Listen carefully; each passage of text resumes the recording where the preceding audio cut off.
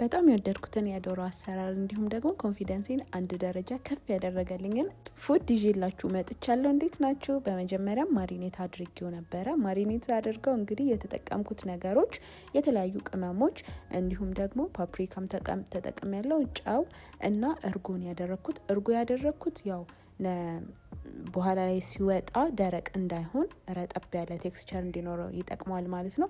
ከዛ ፍሪጅ ውስጥ ከ1 ሰዓት እስከ 1 ተኩል ድረስ አስቀመጥኩትና አውጥቼ በኤር ፍራየር ወይም በኦቨን መጥበስ ትችላላችሁ እናንተ። እኔ ኤር ፍራየር ውስጥ ከተትኩት ማለት ነው።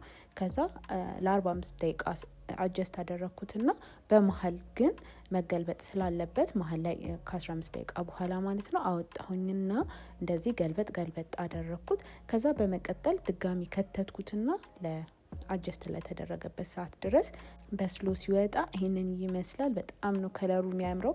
እንደውም ጋይስ ቪዲዮ አላወጣውም፣ ጎልደን ብራውንነቱ በጣም ነው ደስ የሚለው። ከዛ ወደ ማቅረብ ነው ሄድኩት። ነጭ ሩዝ ሰርቼ ነበረ።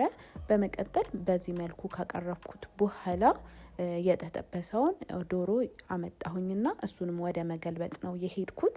ከዛም ቀጥዬ የተከተፈ ፐርሲሊ አደረኩኝ ወይም ድንብላል ቅጠል ነው የሚባለው ይመስለኛል። ከዛ እሱን ካደረኩ በኋላ ለዲኮር ደግሞ ከላይ ድንብላል አደረኩኝ ማለት ነው። ይህንን ይመስላል።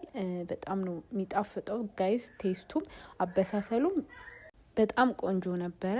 በስሏል አልበሰለም የሚለውን ደግሞ አንድ ላይ እንዳልኳችሁ ቀጥታ ነው ከማሪኔት በኋላ ኤር ፍራይ ውስጥ የከተትኩት።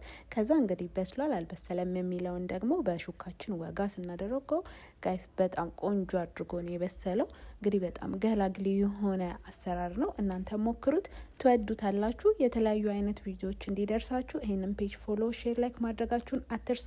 ዩቲዩብ ቻናልም ከፍተናል። ባዮ ላይ ቻናል ስሙ አለ፣ እየገባችሁ ሰብስክራይብ ማድረጋችሁን አትርሱ። ከ10 ስንት እንደምትሰጡት ኮመንት ላይ ጻፉልኝ። በሌላ ቪዲዮ እስከምንገናኝ ድረስ ቻው ቻው።